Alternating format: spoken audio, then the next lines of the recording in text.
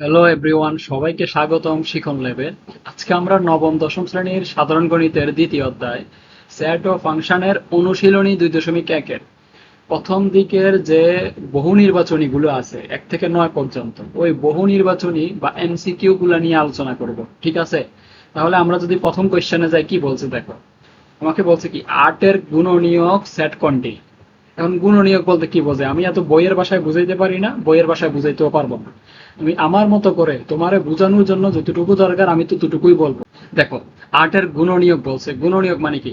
যে সকল সংখ্যা দ্বারা গুণ করলে তুমি ওই সেট, মানে গুণ করার পরে ওই ভ্যালুটা পাবা, ওইটা হচ্ছে গুণনীয়ক। ঠিক আছে? মানে পূর্ণ সংখ্যা দ্বারা গুণ করলে তুমি ওই ভ্যালুটা পাচ্ছ, ওইটা হচ্ছে যে গুণনীয়ক। গুণনীয়ক সেট কিভাবে বের করতে হয়? এখানে 8, 16, 24, কোনোভাবে কি 8-এর গুণনীয়ক বের হচ্ছে? হচ্ছে না। এখানে দেখো 1, 2, 4, 8, গুণনীয়কটা কেমন? ছোট থেকে বড়র দিকে যাচ্ছে দেখো। 8 একে 8, 4 দুগুণে 8, 8 হচ্ছে কিন্তু। আমরা যদি আরো সহজভাবে দেখি, দেখো কোন সংখ্যাকে যে সংখ্যাগুলো দ্বারা নিঃশেষে ভাগ করা যায় সে সংখ্যাগুলি ওই সংখ্যার গুণনীয়ক। এত আমি বইয়ের ভাষায় পড়াইতে পারবো না।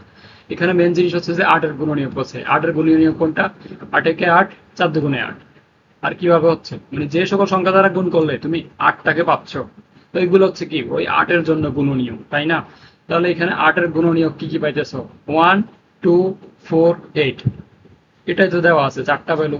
তাহলে তোমার অ্যান্সার কি হবে? খ হবে তোমার অ্যান্সার। 8-এর গুণনীয়ক গুলো হচ্ছে যে 1, 2, 4, 8, মানে অ্যান্সার হচ্ছে যে তোমার কি খ। এবার 2 নাম্বারটা খেয়াল করো। বলছে কি সেট সি হতে সেট বি এ একটি সম্পর্ক আর হলে নিচের কোনটি সঠিক?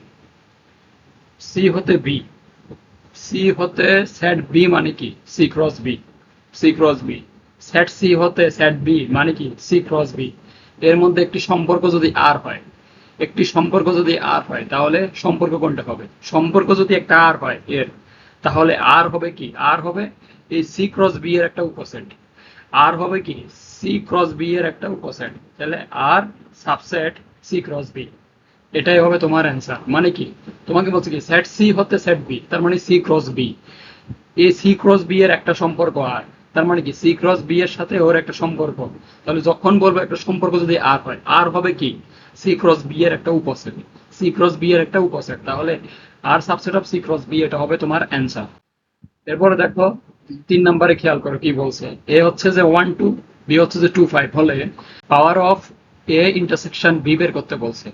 বের করার পরে সদস্য সংখ্যা নিচের কোনটি নির্ণয় করতে বলছে। আমাকে আগে কি করতে হবে? এ ইন্টারসেকশন বি বের করতে হবে। এ ইন্টারসেকশন বি বের করো। এ ইন্টারসেকশন বি করলে দুটার মধ্যে কমন কি পাইতেছো?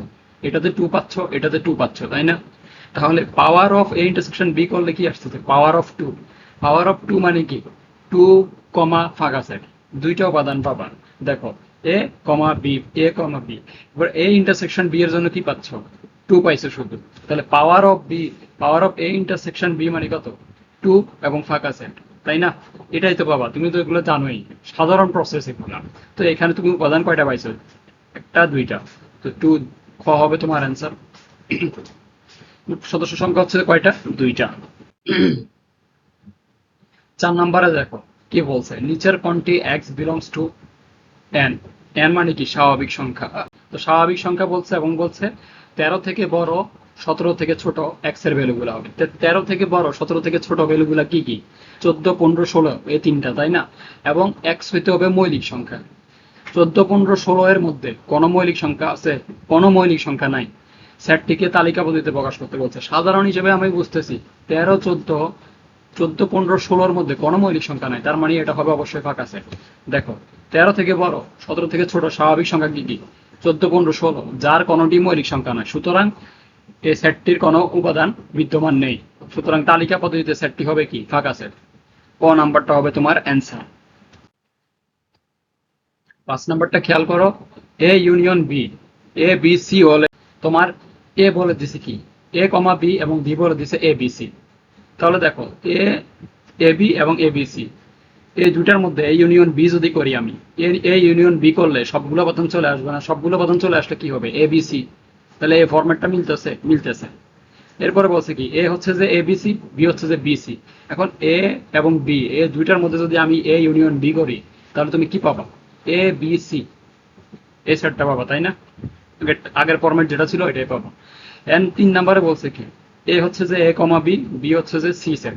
তাহলে আমি এ ইউনিয়ন বি যদি করি তাহলে কি হবে, সবগুলো উপাদান একসাথে চলে আসবে না, আসলে কি হবে, এ কমা বি কমা সি হবে। তার মানে কি প্রত্যেকবারই আমি সেম জিনিসটাই পাচ্ছি, যেহেতু পাচ্ছি তাহলে আমার অ্যান্সার হবে কি 1 2 3, তিনটি সঠিক। এরপরটা দেখো, আমাকে বলছে কি এ ও বি দুটি সসীম সেটের জন্য, সসীম মানে কি, যে সেট তুমি গণনা করে শেষ করতে পারবা ওইটা হচ্ছে সসীম সেট। এখন আমাকে বলছে কি এ ক্রস বি, যেখানে এক্স কমা ওয়াই যেন এক্স এলিমেন্ট অফ এ এবং ওয়াই এলিমেন্ট অফ বি। ঠিক আছে, এ ক্রস বি এক্স কমা ওয়াই, এক্স হচ্ছে যে এ এর এলিমেন্ট এবং ওয়াই হচ্ছে যে বি এর এলিমেন্ট। ঠিক আছে, ঠিক আছে। এরপরটা দেখো, N of A is equal যদি এ হয়, N of B is equal হচ্ছে যে বি হলে N of A cross B is equal A B হবে, এটাও সঠিক।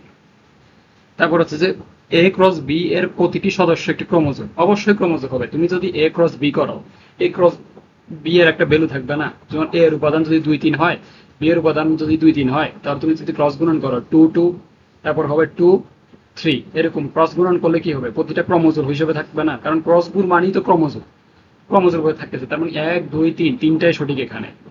ওকে, এরপর বলে দেখো 7 নম্বরের ম্যাথের জন্য আমাদের বলে দিছে 7 এবং 7 থেকে 9 পর্যন্ত করতে বলছে। এ দেওয়া আছে 6 7 6 থেকে 13 পর্যন্ত। তাহলে এই সেটের সঠিক প্রকাশ কোনটি, গঠন পদ্ধতিতে প্রকাশ করতে বলছে। তাহলে এখানে প্রত্যেকটা উপাদান যেগুলো আছে এগুলো কি স্বাভাবিক সংখ্যার ভ্যালুগুলো, তাই না?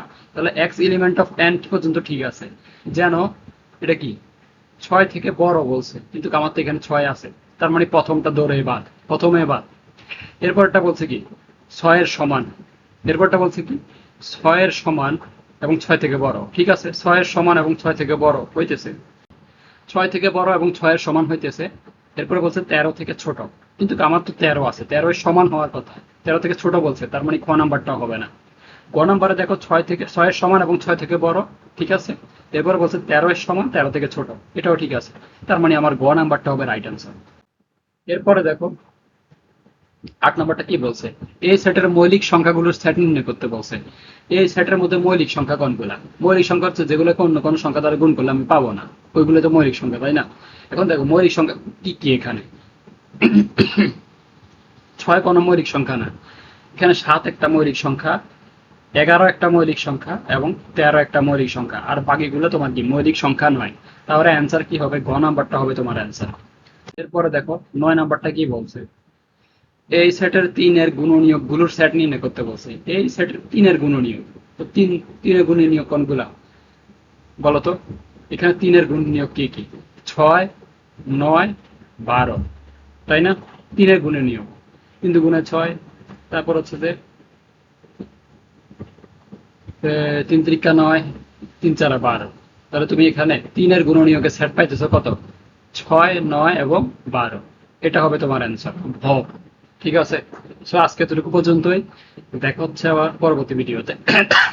আমার একটু ঠান্ডা লাগছে, এই কারণে হয়তো বা ক্লাসটা ভালোভাবে নিতে পারি নাই, একটু ক্ষমা সুন্দর দৃষ্টিতে দেখবো তোমরা যারা ক্লাসটা দেখতেছো।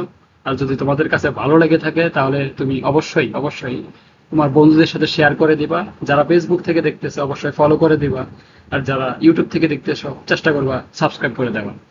সো দেখা হচ্ছে পরবর্তী ভিডিওতে।